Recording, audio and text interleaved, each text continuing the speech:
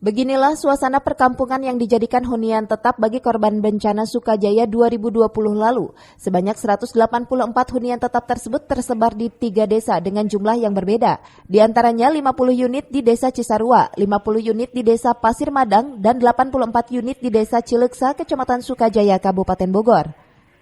Hunian tetap tersebut akan segera dikerjakan secara swakelola oleh kelompok masyarakat dengan konstruksi rumah instan sederhana dan sehat.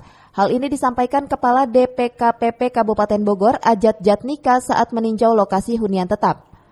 Kunjungan ketiga kalinya ini, pihak DPKPP memastikan tanahnya clean and clearing, berjalan sesuai kaidah dan secara teknis ditetapkan.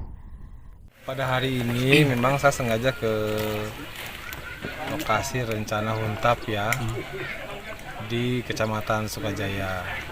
Jadi di Kecamatan Sukajaya itu ada 3 lokasi yang kita persiapkan untuk hunian tetap ini. Satu di Cileksa ini, ya. Kemudian yang kedua di Desa Cisarua, kemudian yang ketiga di Desa Pasir Madang. Ini adalah kunjungan saya kedua. Dan yang pertama saya memastikan tanahnya, memastikan dan clearingnya berjalan sesuai dengan kaidah-kaidah yang secara teknis ditetapkan oleh kita. Alhamdulillah sudah beres. Kemudian saya lihat hasilnya sekaligus hari ini rencananya memang